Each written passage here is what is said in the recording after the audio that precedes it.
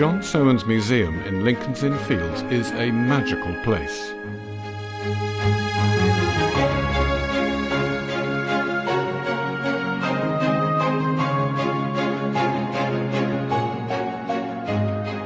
Filled with magnificent spaces and intricate architectural details, it's home to an extraordinary collection of paintings, sculptures and artifacts from all over the world.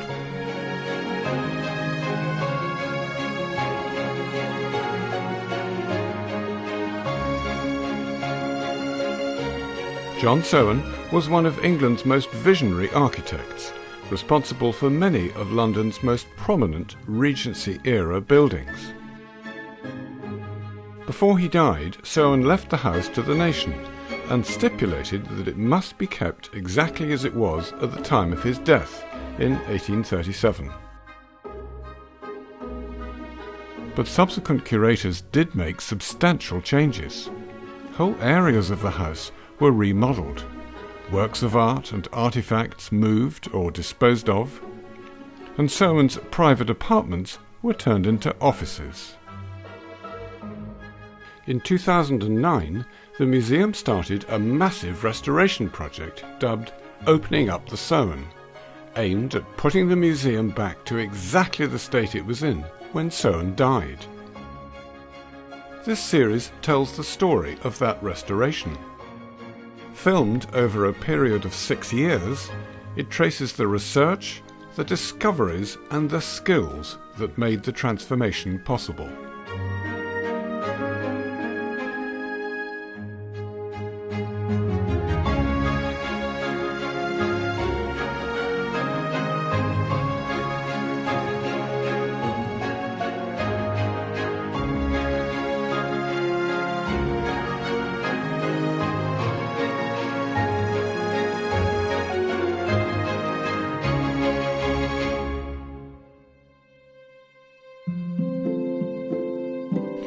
The restored model room is now one of the highlights of the Soane Museum.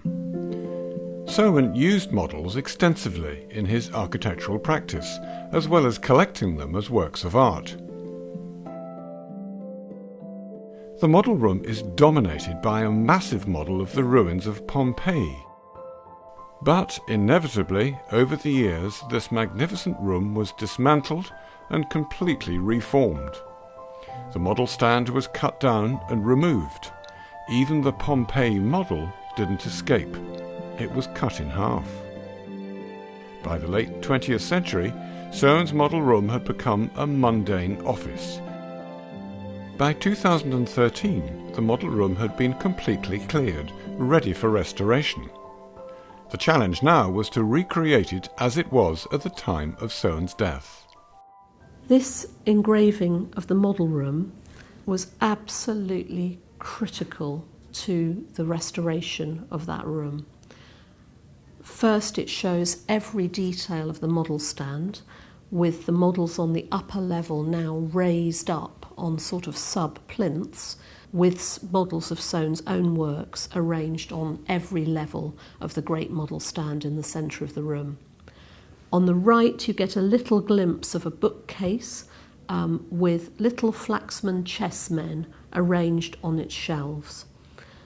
On the north wall, you can see to the left of the door 2 big watercolours hanging on the wall. One of those survived in its frame, the other one survived without its frame, so we could work out precisely the dimensions that should apply to the central opening here in the wall. And that was critical because on the architect's first drawings he showed the openings too wide and the watercolours wouldn't have fitted. So he adjusted his drawings, and then when we were able to open up the fabric on site, we found precisely where the opening should sit in the wall.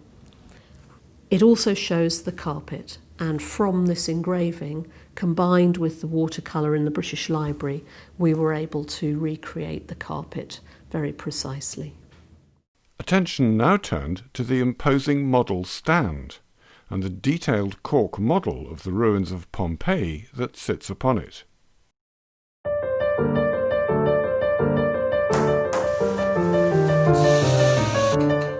The model stand was carefully restored back to its original width off-site by Arlington Conservation, and by March 2014 it was ready to be assembled.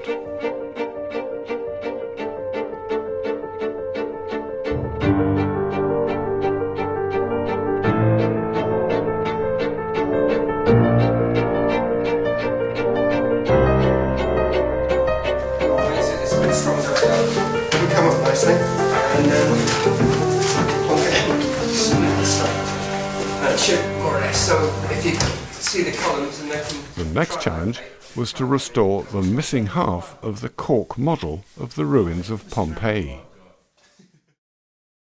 It's an extraordinarily detailed model. Soane had visited Pompeii when he was a student, and he bought the model in 1826. But in the 1890s the model was cut down, and one half of it was never found again. Opening up the Soane enabled the museum to commission Dieter Cullen, a leading Cork modeller, to recreate the missing half. They used cork because they wanted to create a ruin, and the ruin has its own character. It's broken, it's damaged, and the cork has its character. It has this damage in it. If you cut cork, it doesn't do what you want to do, it breaks, and this is exactly what you want to show in a ruin, what you want to see in a ruin. This is the emotional part. If you know a ruin, you know its character, and if you find it, when you see the model, you have the impression that you are really that you are really there at the original place. This is a material I use. This is a basic material I have for my work.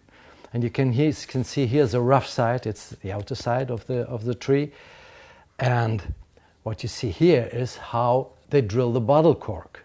It's exactly here, piece by piece, they drill out the bottle corks you use from the wine bottles. What I am interested in is the fillet. I call the fillet of the tree, of the cork, and it's the inner part. You can see here the different qualities of the cork. This is from the outer side. It's very rough and lots of holes, which is also interesting if you do landscapes or things like this. But the more you come to the inside of the insulation, that will be fine like leather after. And this you use, of course, for unbroken parts, for unruined things. You know how difficult it is to cut cork. It needs sharp knives. But you can do this easily if you have the right tools.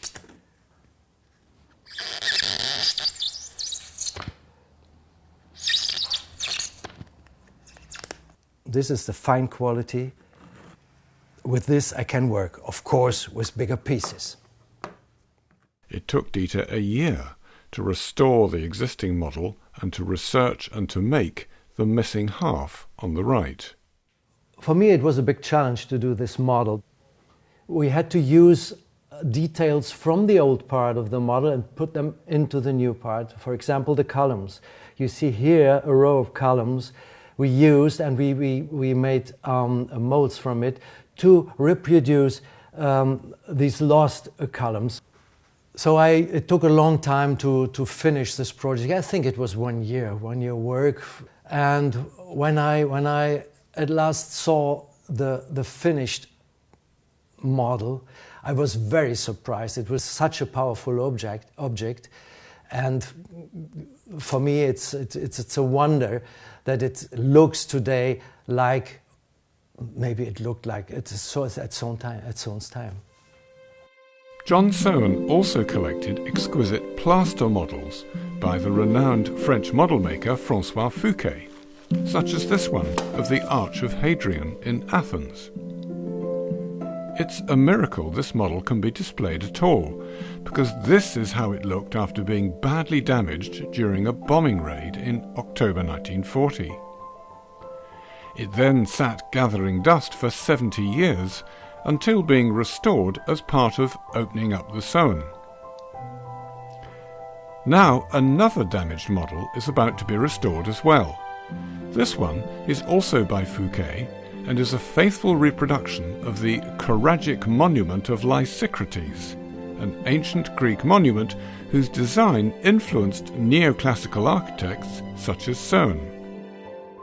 To repair the model, the Soane turns to a specialist model maker tucked away in a converted schoolhouse in Bath. What we're looking at is quite a remarkable piece of work. I am in real awe of this piece because of its detail, but also because of its accuracy. It is absolutely remarkable, and it's my job to fix it. And it's a daunting task, so we're in for an adventure. But what a challenge and what a privilege. After it was damaged in the war, the model became damp, and the internal iron frame rusted, expanded, and damaged it further.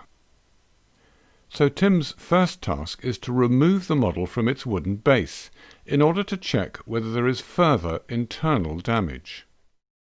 I would pretty much guarantee that this is the first time since 1820, where do you need it, John? That the base has been taken off. Okay, brilliant stuff. Okay.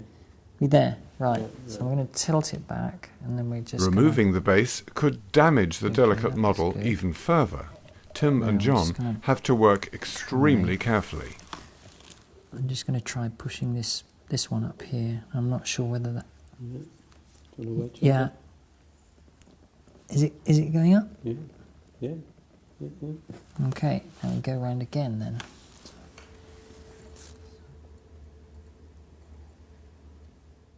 Let's see.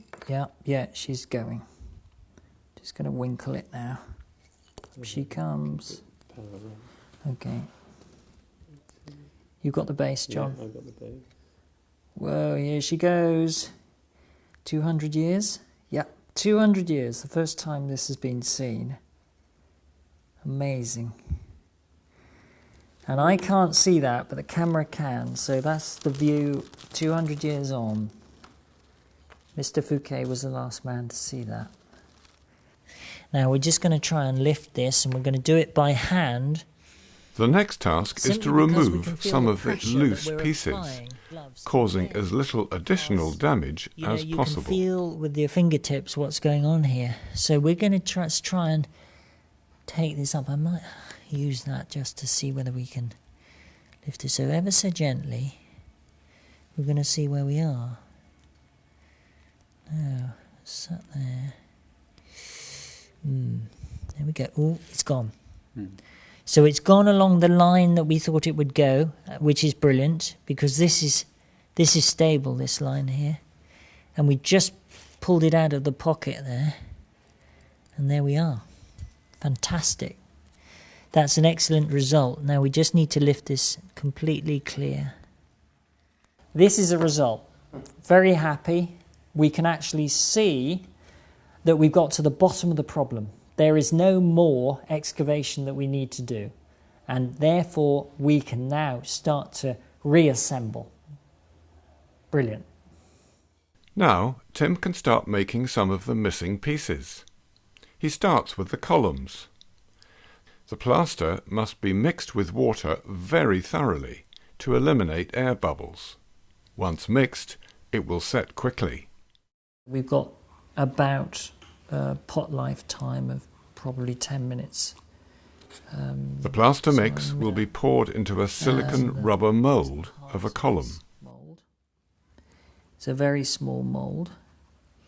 And what we're trying to do is we're trying to get the air bubbles out of it. So run the brush along the flutes and the fillets of the pillar, because unless we do that, the air bubbles will cling into the grooves. So it looks a bit of a mess, but this is all good fun. Once the plaster has fully set, Tim will be able to remove the column and check for imperfections. So we're starting to reveal that, and then it will allow us, if we're careful, to open up to the point where we can lift this out. That looks a good mould good casting rather. It doesn't seem to have a lot of air bubbles. It's essential to preserve as much of the original columns as possible, so Tim will have to marry up his new sections with existing pieces.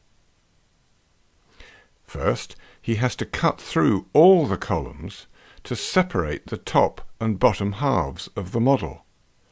This will allow him to slide new sections onto the metal rods. Then he starts the process of creating a new section, cut from the newly cast column, to marry up with the existing original piece of the pillar.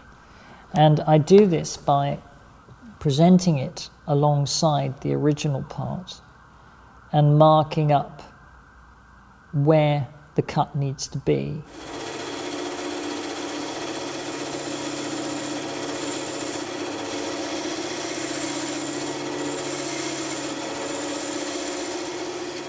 Inevitably, the new piece will need work before it fits seamlessly with the original section.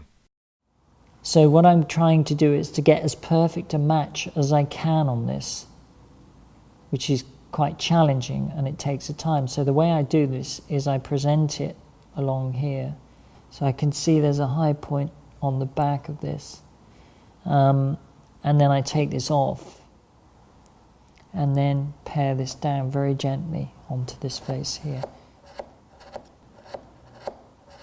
It would be easier to replace the whole of the pillar. However, that is not the task, because a principle in restoration is to save and reuse and preserve every part possible.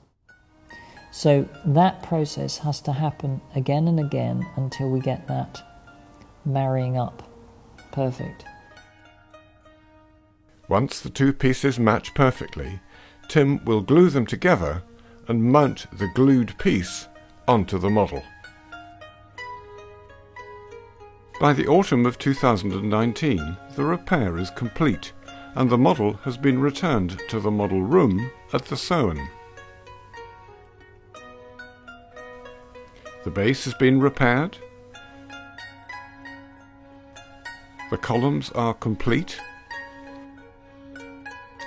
and on the roof every single minuscule tile is perfect.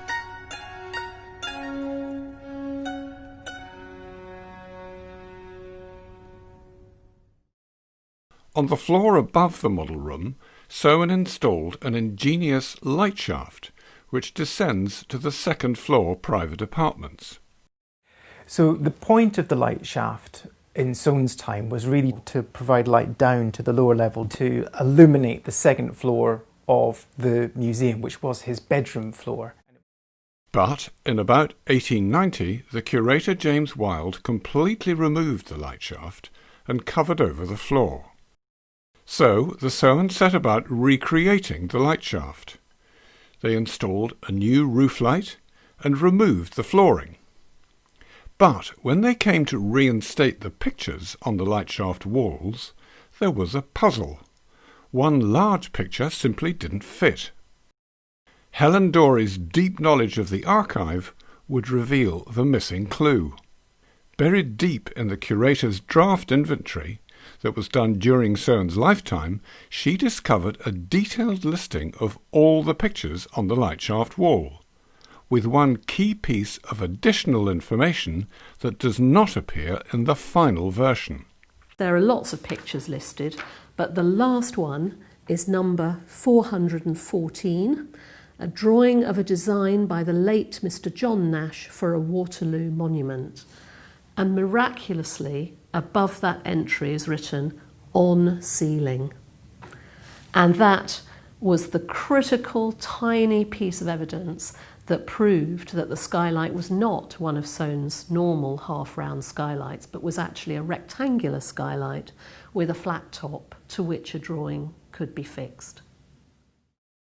The landing leading to the private apartments is an example of Soane's delicate and thoughtful design. But here again, subsequent curators made many changes. The starting point for the recreation was one of the watercolours painted before Soane's death. It shows the details of the windows, the internal windows between the staircase and the little oratory on the second floor. And most critically, it shows the iron gate in an open arch between the staircase and the private apartments. This view, with the bill for the gate, enabled our architects to reconstruct it precisely. And when they came to fit the reproduction, they were able to melt the lead in the original fixing holes and reuse it to put in their new gate. To the left of the gate in the view, you see the two internal windows, and one of them has a projecting frame. Again, we were able to recreate that frame, which had been completely taken out in the late 19th century, and put it back exactly as shown here. After the watercolour was painted, Soane changed the design of the stained glass panels in the windows. Detailed drawings in the inventory enabled the museum to recreate the panels exactly as they were in 1837. But there was still a puzzle. One of the things on the right-hand sketch, which I found really intriguing, was that the layout of the window looked so odd, with this large central blank pane at the top and all the little subject panels, pieces of historic glass, just in the bottom of the window. It was only when we saw the windows reinstalled that we realised why they were like this. It was to enable the little oratory to be viewed from the staircase.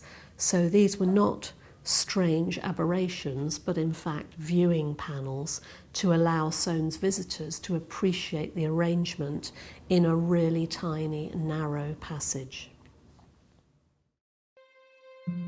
John Soane's wife, Eliza, had her own morning room, also on the second floor.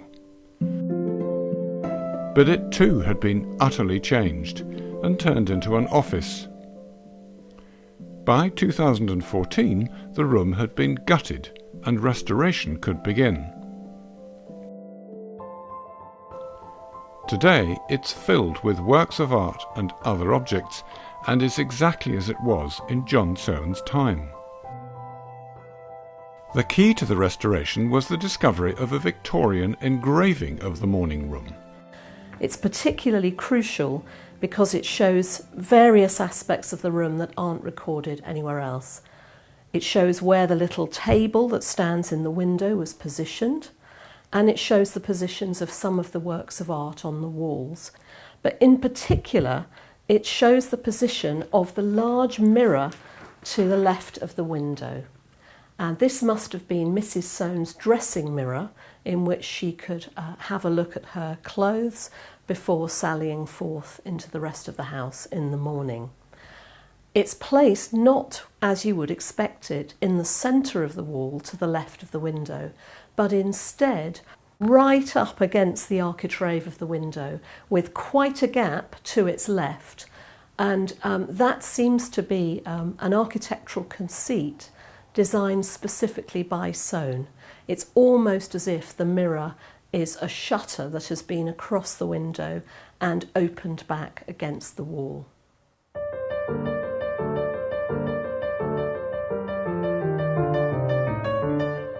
There are more than 50 paintings in this small room, and conserving, repairing and hanging them was a challenge.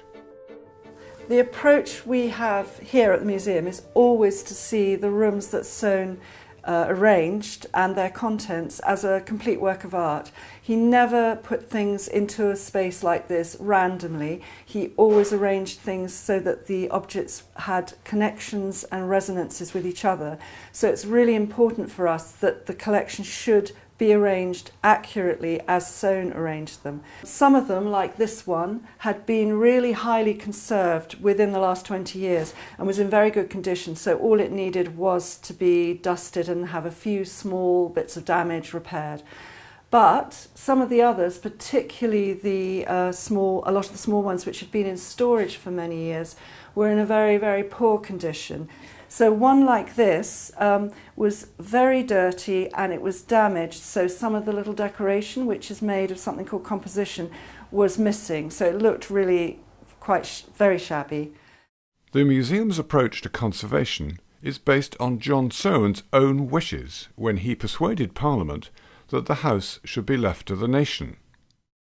What we're always trying to do, because we have the Act of Parliament in the back of our minds always, is we're always trying to preserve anything that might be a survivor from the Regency period, because that is going to be from Soane's lifetime, and he was very clear about wanting everything to remain as it was when he died.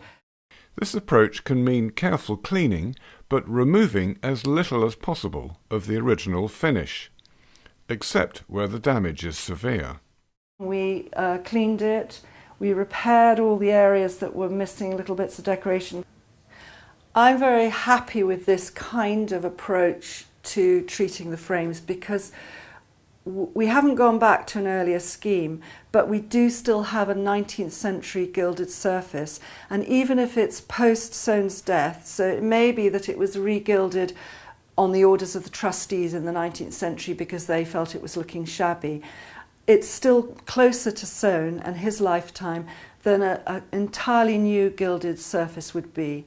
And that, you know, we are always trying to do as little as possible while also making Soane's collections look cared for. And I think what we feel is we would like Soane or Mrs. Soane to walk into the room and not feel sort of ashamed of how the collections are looking. So this little watercolour is a really beautiful little portrait of Mrs. Soane and their sons. It's very small scale, and when we came to look at this one, the frame had been very crudely oil gilded, most likely I think after Soane's death, because it was a really horrible job. And because it's such a small scale, I think you're close to it when you're looking at it, it really affected the overall appearance. To confirm their suspicion that this unsatisfactory layer of oil-based gilding was applied after Soane's death, the conservation team carefully removed small sections of it to reveal the original water-based gilding underneath. With this frame there was another clue, a tiny label on the top of the frame with a number used by the curator George Bailey after Soane's death. We very carefully peeled that label back, and what we found was that beneath it was water gilding, not oil gilding. So that was very conclusive to us that this painting had a frame that was water gilded at the time of Soane's death, and that later the oil gilding was put on and it was just put up to the edges of the label.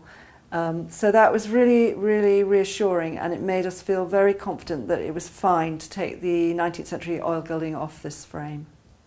And this was the result, and I'm very pleased with it because I think it's restored the delicate quality of the frame, which is what the work of art really needs.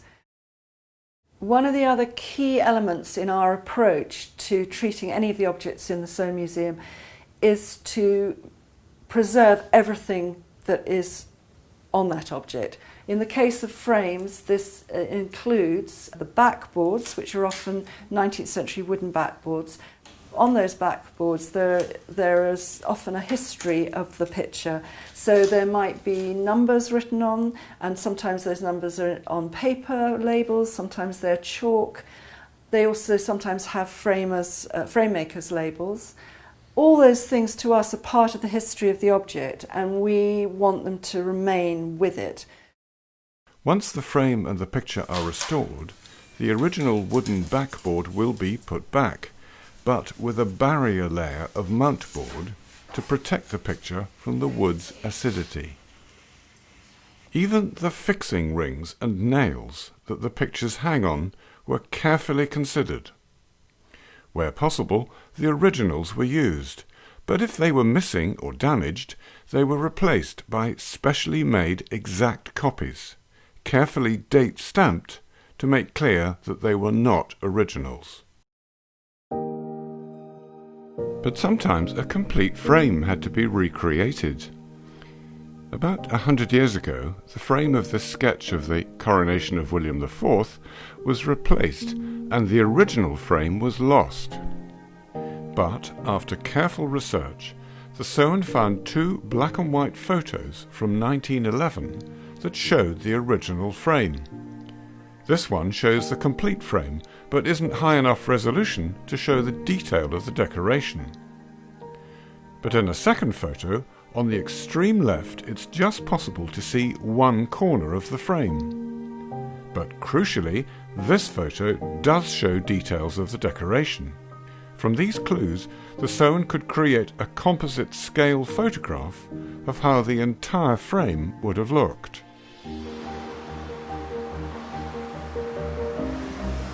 To recreate the frame itself, the Soane turned to the specialist frame maker McCarthy's of Tunbridge Wells. They have a huge collection of over 3,000 original reverse-carved wooden blocks of a type that was used to create the decoration of the missing frame.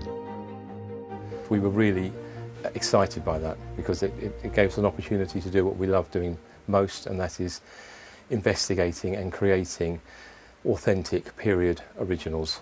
And so this gave us such an opportunity, and it would excite us to be able to find corresponding carvings in our collection that would be useful, and that's, part of the excitement for us. The first step was to identify the correct blocks that matched the frame decoration. Then a mixture of compo, a blend of chalk, resins, glue and linseed oil, was prepared and pressed into the blocks. When dry, compo becomes rigid and is a low-cost alternative to wood carving. The frame's complex decoration meant that several different moulds were needed for each section of the frame. Once the frame is complete, the conservation department at the Soane starts the process of gilding. First, frame conservator Claire Coy-Lister applies a solution of pigment and rabbit skin glue. This will enhance the richness of the gilding. Then she gives some parts of the frame an application of a second, different coloured solution.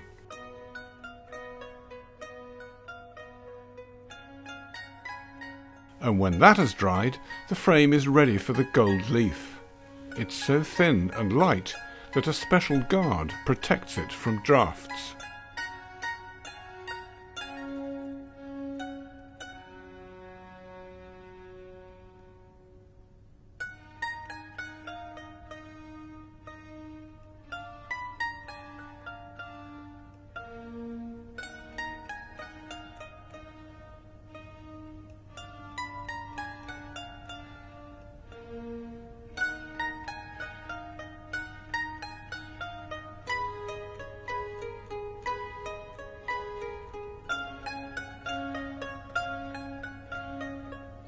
The newly applied gilding is so bright that it can disguise the delicate shape of the compo decoration.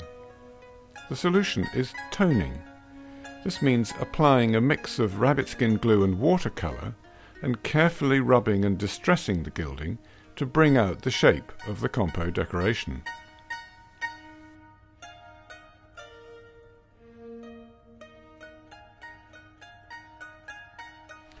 The final result is an accurate and beautiful replica of John Soane's original frame.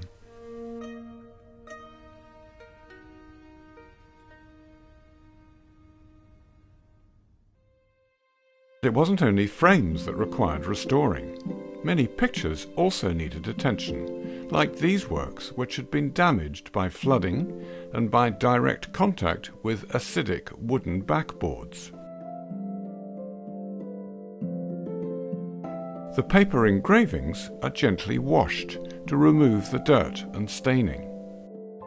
The water has been deionized to remove any harmful metals, and its acid and alkali levels are carefully balanced to draw out as much of the discoloration as possible without damaging the original paper.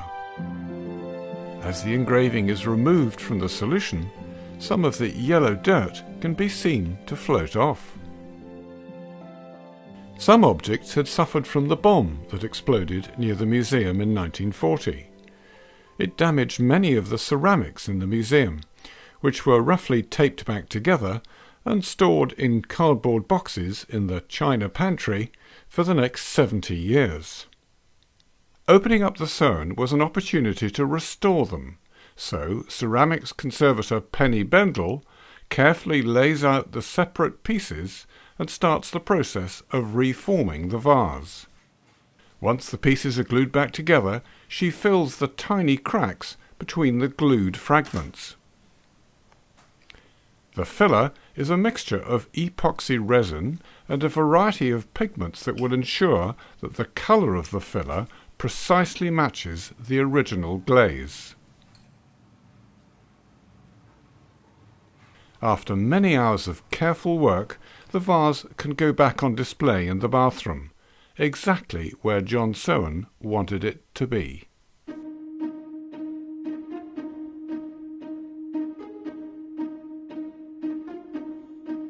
With the second floor private apartments restored, the final phase of opening up the Soane could start. This work would be focused on the basement area. Here, Soane had replaced the original coal and wine cellars with a complex space designed as a homage to the burial chambers of ancient Rome, filled with classical and other sculptures and relics. Pride of place went to the 3,000-year-old Egyptian sarcophagus of King Seti I.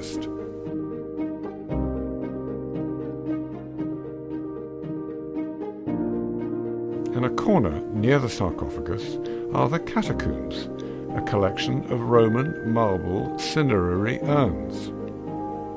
Soane ensured that these urns were well lit by cutting an unusual star-shaped aperture in the ceiling, which lets daylight filter down to the basement from a skylight.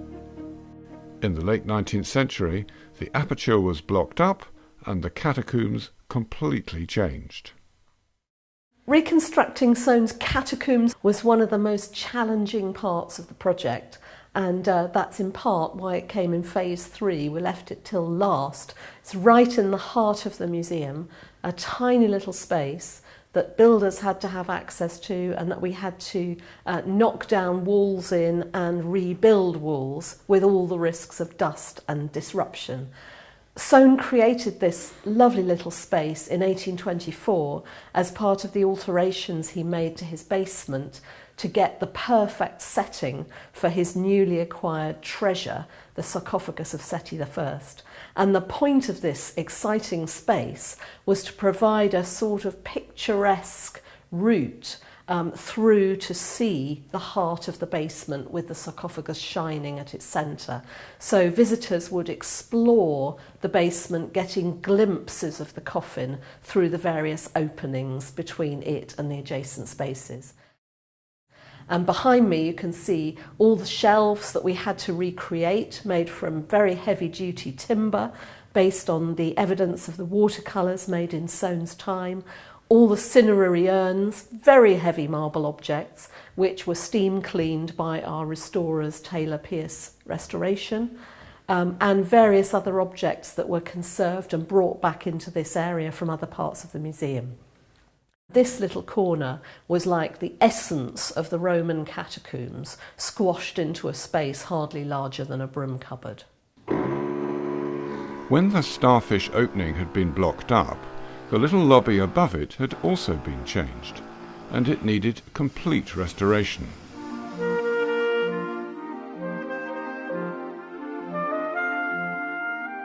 Today it looks exactly as it did at the end of Soane's life, with almost 100 objects on display in this tiny space. Each object has been put back as it was in Soane's time, on shelving recreated to his design with its characteristic beading.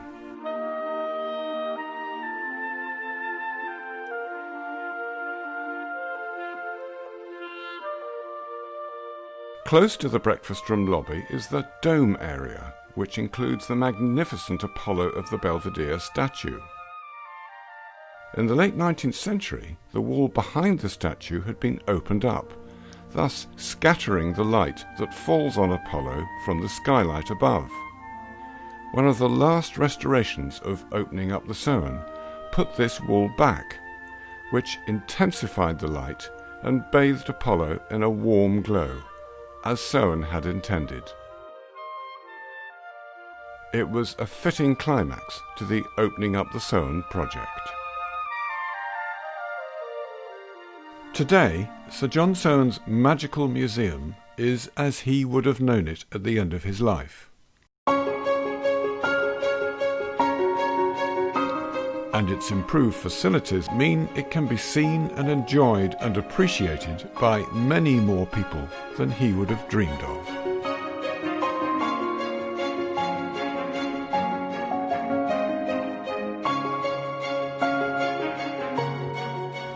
I mean, of all places I've worked, the Soane Museum, I suppose, is the closest to my heart. It's a very, very extraordinary place that kind of entwines itself around your heart. I've played a small part in its revival and preservation, and actually I'm really, really proud of it. And it's one of the things that I love coming back here, because it's like coming back to home in a way. It's a very special place.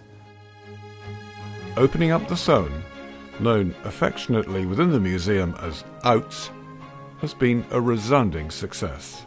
OUTS has really been transformative. Now we have a wonderful platform on which we can now turn outwards and engage more with the public through our educational programs, through our exhibitions. In the final analysis, Opening Up the Soane has enabled the museum to recreate the spaces as they were when John Soane died in 1837. It's also created a more visitor-friendly environment and readied the museum for the 21st century. For me, Opening Up the Soane is a glorious achievement that has made the museum more accessible to visitors, but above all has made it worthy of the title that it's often been given, of being the supreme house museum in the world.